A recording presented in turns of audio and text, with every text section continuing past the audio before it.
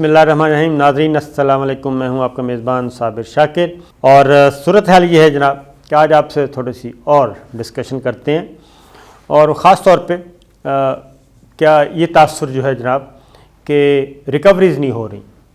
जो वज़ीर-ए-आज़म इमरान खान कहते हैं एनआरओ नहीं दूंगा और अकाउंटेबिलिटी पे कोई कंप्रोमाइज़ नहीं करूँगा, एहतसाब पे नहीं करूँगा, करप्शन पे कोई कंप्रोमाइज़ नहीं करूँगा, और ये जितनी भी चीखें निकल रही हैं उसके पीछे सूरत हाल ये है कि इनके नए से नए मुकदमात खुल रहे हैं।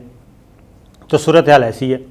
और दूसरा ये कि उमर शेख CCPO लाहौर पुलिस के चीफ़ उमर शेख साहब, उनको कर दिया गया तब्दील। उनकी तब्दीली की क्या वजूहात बनी, उसमें उमर शेख साहब का कितना हिस्सा है, बाकी लोगों का कितना हिस्सा है, ये सारी बातें आपसे डिस्कस करेंगे। लेकिन सबसे पहले वज़ीर-ए-आज़म इमरान खान का जो एक है जनाब के करप्शन, एंटी करप्शन मूवमेंट, इससे कोई समझौता नहीं है।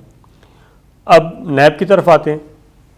नैब का ज़रा थोड़ा सा जी प्रोसीजर है, तवील है, लंबा है उसकी रीज़न ये है कि वाइट कॉलर क्राइम को पकड़ने के लिए काफ़ी तगोदौ करनी पड़ती है। एक लंबा सफ़र है, उसको जनाब उनकी इज़्ज़त नफ्स का भी ख्याल रखना है, उनके साथ कोई थर्ड डिग्री भी इस्तेमाल नहीं करनी, कुछ भी नहीं करना। बल्कि आप देखते हैं कि नैब के जितने भी मुल्ज़मान होते हैं वो कितने तमतराक तरीके से आते हैं जाते हैं, और उनकी रिहाइश भी बहुत अच्छी होती है, उनको खाना भी घर से मिलता है, मेडिकल बोर्ड भी उनके लिए फ़ौरन तश्कील दे दिया जाता है। जेलों में भी जाते हैं तो वहाँ पे भी उनको बेहतरीन क्लास मिलती है, और वहाँ पे कोई जेल वाला माहौल नहीं होता, और वहाँ पे उनको खिदमत गुजार भी मिलते हैं, सब कुछ मिलता है।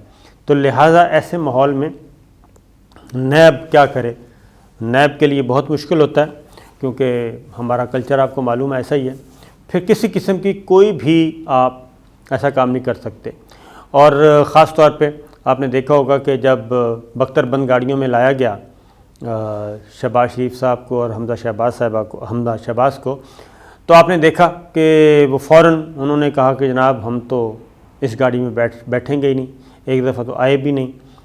फिर जनाब दोबारा ऑर्डर आया, फिर कमर का दर्द, फिर दोबारा, बिल आखिर वो सहूलत लेने में कामयाब हो गए। तो ये लग्जरी गाड़ियों में आते हैं। तो ये सारी चीज़ें इसलिए थोड़ा सा लंबा है, लेकिन इसके बावजूद नैब की भी रिकवरी मैं आपको फिर किसी वक्त बताऊंगा कि उन्होंने अब तक कितनी रिकवरी कर ली है, और उन्होंने भी कौमी ख़जाने में काफ़ी सैकड़ों अरब रुपया जमा करवाया है। यानी कि 2-4 अरब नहीं, 100 अरब नहीं, ज़्यादा सैकड़ों अरब रुपया उन्होंने भी कौमी ख़जाने में जमा कराया। लेकिन दूसरी जानब FIA काम कर रही है। फिर एक पंजाब में ख़ास तौर पे एंटी करप्शन एक सूबाई महकमा होता है जी, एंटी करप्शन पंजाब, उसने भी काफ़ी वहाँ पे, चूँकि हुकूमत है PTI की मुकम्मल तौर पे, और एंटी करप्शन पंजाब का काम ज़रा जल्दी वाला होता है। और उसकी डिटेल्स जो आई हैं जनाब, उसमें यह पंजाब की एंटी करप्शन ने 206 अरब रुपए की रिकवरी की है सिर्फ 2.25 सालों में। यानी कि PTI की गवर्नमेंट जब आई, और वैसे तो 2.5 साल हो गए, लेकिन 2.25 सालों में जब से इनको ज़रा तगड़ा किया है तो 206 अरब रुपए की रिकवरी हुई है। और सरकारी ज़मीन वागुजार करवाई गई है 181 अरब रुपए की। और इसी तरीके से ये नून लीग के 10 सालों में रिकवरी कितनी हुई थी, नून लीग के 10 सालों में रिकवरी हुई थी 2.6 अरब, सिर्फ 2.5 अरब रुपया। ठीक है जी। तहरीक इंसाफ के 27 माह में रिकवरी हुई 181 अरब रुपया, और ये 172% इजाफ़ा है। ठीक है जी। और फिर डायरेक्ट रिकवरीज़ जो हुई वो 10 सालों में, जो नून लीग का 10 साल थे, सिर्फ 43 करोड़ रुपए की हुई थी जनाब। और PTI के 27 माह में 2.3 अरब रुपए की। फिर आते हैं जनाब इनडायरेक्ट रिकवरीज़, नून लीग के 10 सालों में 0, कोई रिकवरी नहीं हुई थी, और PTI के 27 माह में 23 अरब रुपए। اب اس کی مزید جو تفصیل ہے وہ کیا ہے جناب، وہ یہ ہے کہ 460 ایکڑ اراضی یعنی 5522 کنال تو زمین جو ہے وہ واگزار کروائی سرکاری زمین اینٹی کرپشن پنجاب نے۔ اور اس میں قابض کون تھے؟ اس میں قابض تھے جناب مسلم لیگ نواز کے سابق وزراء اور حالیہ اور سابق MNAs, MPAs, mayors, chairman union council کے چیئرمین، پارٹی عہدیدار، اور 100 کے قریب بڑے ناموں کے خلاف مقدمات بھی درج ہوئے۔ اور اس میں جتنے بھی لوگ، آپ حیران ہوں گے کہ کوئی ایک بھی، یعنی اس میں لاہور میں شریف فیملی کے لوگ موجود ہیں جناب، اور اسی طریقے سے کوئی ایسا ضلع نہیں، لاہور کے اکثر جو سابق اور موجودہ ارکان پارلیمان ہیں ان کے نام آتے ہیں جو کہ نواز لیگ سے تعلق رکھتے تھے۔ پھر اسی طریقے سے سیالکوٹ، ضلع سیالکوٹ، ضلع شیخوپورہ، ضلع گوجرانوالا اور ضلع نروال، یہ تمام کے تمام، اسی طریقے سے گجرات، اور پھر آپ آگے چلے جائیں وزیر آباد یعنی سرگودھا، پھر اس سے آگے ملتان۔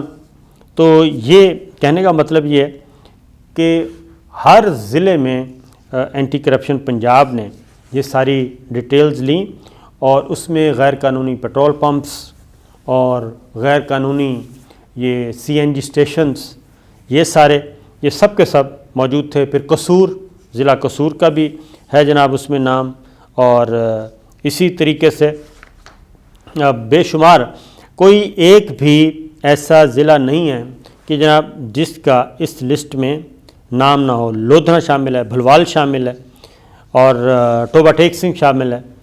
پھر اسی طریقے سے ملتان کا میں آپ کو بتا چکا ہوں، ملتان کے تو اکثر کیسز ہیں۔ ڈیرہ غازی خان شامل ہے، یہ سب کے سب، خانیوال شامل ہے، یعنی کوئی ایک ضلع بھی نہیں ہے۔ بہاول نگر شامل ہے، اور راولپنڈی شامل ہے۔ یہ تمام کے تمام اضلاع شامل ہیں جن کے سابق اور موجودہ، کچھ موجودہ ہیں، کچھ سابقین ہو چکے ہیں، ان کے جناب یہ شامل ہیں۔ فرنٹ مین موجود تھے، زمینوں پہ قبضے ہو رہے تھے، اور ایک آپ کو معلوم ہے کہ ایک آرڈیننس آیا تھا بے نامی جائیدادوں کا، بے نامی دار جائیدادوں، تو اس پہ بھی بہت بڑی ڈیولپمنٹ ہوئی ہے، اور اس میں بھی کافی ریکوریز ہوئی ہیں۔ تو کہنے کا مطلب یہ ہے کہ سلسلہ اتنا ماٹھا نہیں ہے کہ بالکل ہی کام ٹھپ ہے، کام ٹھپ نہیں ہے، آہستہ آہستہ چل رہا ہے۔ اور اسی لیے ایک بات جو ذہن میں رکھنی چاہیے کہ پی ڈی ایم جو بار بار، کیونکہ وزیر اعظم عمران خان اتنے کانفیڈنٹ کیوں ہیں؟ وہ میرا خیال کانفیڈنٹ اسی لیے ہیں کہ ان کو معلوم ہے کہ ان کے تو جتنے بھی وقت گزرنے کے ساتھ جتنے بھی کیسز نکلتے جائیں گے، ان کی جو بنیاد ہے وہ ختم ہوتی جائے گی، اور یہ پولیٹیکلی بھی، مورلی بھی، اور لیگلی بھی یہ ویک ہوتے جائیں گے۔ اب آتے ہیں جناب عمر شیخ صاحب کی طرف۔ بڑے زبردست طریقے سے جناب عمر شیخ صاحب کو لایا گیا، اور اس میں کوئی شک نہیں کہ وہ کافی اسٹرانگ ہیں، ان کے پاس تجاویز بھی تھیں، اور انہوں نے بہت ساری نئی تجاویز دیں پولیس ڈپارٹمنٹ کے لیے۔ ان کا ایک کانسیپٹ ہے جناب کہ جس طریقے سے فوج میں کورٹ مارشل ہوتا ہے، اسی طریقے سے پولیس بھی ایک ڈسپلن فورس ہے، یہاں پہ بھی کورٹ مارشل ہونا چاہیے، اور یہاں پہ بھی اسی طریقے سے لوگوں کو ڈیورنگ سروس بالکل نکال دینا چاہیے، جو کہ اس وقت نہ ہونے کے برابر ہے۔ لیکن ہوا یہ کہ وہ آ گئے، آنے کے فوراً بعد ان کا سلسلہ چل نکلا۔ وہ جو واقعہ ہوا تھا گجرپورہ موٹر وے پہ خاتون کے ساتھ، وہ پہلا کیس تھا، اس میں کوئی تھوڑی سی گفتگو کی انہوں نے، اس پہ پھر ان کو معافی مانگنا پڑی۔ لیکن اس کے بعد پھر یہ ہوا کہ ان کو وہ میڈیا میں بہت آ رہے تھے جی، جو اصل چیز ہے۔ ان کے کافی دوستوں نے ان کو مشورہ بھی دیا تھا کہ آپ میڈیا میں نہ آیا کریں، اور آپ صرف اپنے کام پہ توجہ دیں، اور پروفیشنلی اور پولیس ریفارمز پہ کام کریں، اور اپنی پولیس کو ٹھیک کریں، کرائم کا ریٹ جو ہے وہ کم نیچے لے کے جائیں۔ اس طرح کی چیزیں چل رہی تھیں، اور ان کے سینئرز نے بھی ان کو اس بارے میں کافی کیا کہنا چاہیے نصیحت کی کہ یہ کام آپ چھوڑ دیں. لیکن عمر شیخ صاحب ظاہر ہے جی وہ اگر آدمی بول بھی سکتا ہو دبنگ بھی ہو تو انہوں نے یہ سلسلہ شروع رکھا. اسی دوران پھر لاہور ہائی کورٹ کے رڈار پہ وہ آ گئے، ان کی نظروں میں آ گئے. پھر وہاں کوئی تھوڑی سی گفتگو ایسی کر دی تو تمام انٹرویوز کا ریکارڈ جو ہے وہ ہائی کورٹ نے مانگ لیا. اور جب یہ مانگ لیا تو اس کے بعد ظاہر ہے گورنمنٹ، اس سے پہلے کہ گورنمنٹ کو سبکی ہوتی یا ہائی کورٹ سے کوئی آرڈر آتا، اور کیونکہ جو گفتگو انٹرویوز میں کی وہ تو ظاہر ہے ان کی زبانی تھی، اس میں تو کوئی شک نہیں ہے. لیکن اسی دوران ایک اور چیز بھی ہوئی، اور وہ یہ ہوئی کہ یہ جو ہے پنجاب ورسز وفاق، یہ یہاں تک میں آپ کو بتاؤں جی کہ پچھلا ایک مثال دے دیتا ہوں کہ شہباز شریف صاحب پنجاب میں وزیر اعلیٰ تھے اور مرکز میں ان کے بھائی وزیر اعظم تھے. تو ہوا یہ کہ یہاں سے ایک آفیسر ٹرانسفر ہو کے گئے جو کہ وزیر اعظم ہاؤس میں تھے، لاہور گئے، اور لاہور گئے اور وہاں پہ ان کی ایز سیکرٹری پوسٹنگ ہو گئی.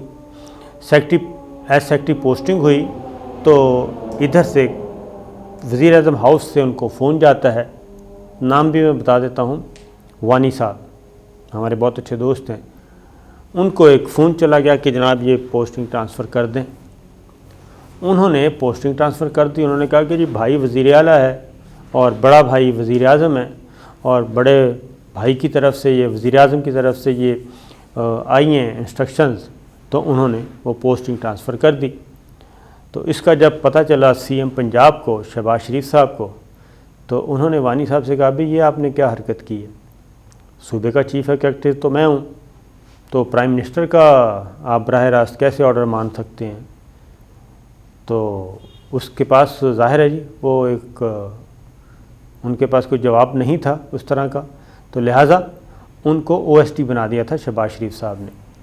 تو اب بھی کیونکہ عمر شیخ صاحب کو اپوائنٹ کیا تھا وزیر اعظم ہاؤس کی طرف سے، اور ان کا تعلق شہزاد اکبر صاحب سے بھی تھا، شہباز گل صاحب سے بھی تھا، اور وہ مرکز کی طرف دیکھتے تھے، ہدایات لیتے تھے. لیکن وزیر اعلیٰ پنجاب جو کہ صوبے کے چیف ایگزیکٹو ہیں، ان کو یہ بات بالکل پسند نہیں تھی، اور انہوں نے یہ کہا کہ یہ کیسے ہو سکتا ہے کہ مجھ سے پوچھے بغیر بالا بالا آپ اقدامات کریں. لہٰذا وزیر اعظم عمران خان کے نوٹس میں یہ چیزیں لائی گئیں، اور ان کو کہا کہ جناب امور صوبائی مملکت چلانا ذرا مشکل ہو رہے ہیں. اور ویسے بھی پھر ایک اور شیٹ بھی پیش کر دی گئی کہ جناب کارکردگی بھی ٹھیک نہیں ہے. تو بہت ساری چیزیں مل ملا کے عمر شیخ صاحب کی تبدیلی کا سبب بنی. اور اس سے ایک اور چیز بھی ظاہر ہوتی ہے کہ جو یہ کہتے ہیں کہ جناب عثمان بزدار صاحب بہت ہی ویک ہیں، اور ان کی ساری جو کنٹرول ہے، ریموٹ کنٹرول ہے، وہ ایک روبوٹ ہیں، ریموٹ کنٹرول مرکز میں ہے، اسلام آباد میں ہے، وزیر اعظم ہاؤس میں ہے. تو عثمان بزدار صاحب بطور وزیر اعلیٰ اپنی باتیں جب منوانی ہوتی ہیں تو وہ بہت دھڑلے سے منوا لیتے ہیں، اور وزیر اعظم عمران خان نے ابھی تک ان کی کسی بات پہ بھی نو نہیں بولا. تو اس سے آپ ان کی بھی ذرا طاقت کا اندازہ لگا سکتے ہیں. نئے سی سی پی او لاہور غلام ڈوگر صاحب آئے ہیں جناب، تو ان کا بھی وسیع و عریض تجربہ ہے، لاہور میں پوسٹنگ بھی رہ چکی ہے، اور ان کے بارے میں ان کے سینئرز یہ کہتے ہیں کہ ان میں کافی اچھی خوبی یہ ہے کہ وہ سب کو ساتھ لے کر چلتے ہیں، سولو فلائٹ نہیں کرتے، اور چین آف کمانڈ کو کبھی بھی چیلنج نہیں کرتے. تو لہٰذا ان کے آنے سے ایک بہتر تبدیلی آئے گی، اور شاید کرائم ریٹ جو ہے وہ لاہور کا کم ہو سکے. تو یہ تھی جناب چھوٹی سی خبر، میں نے کہا آپ سے شیئر کر لوں. اجازت دیجیے، اللہ حافظ.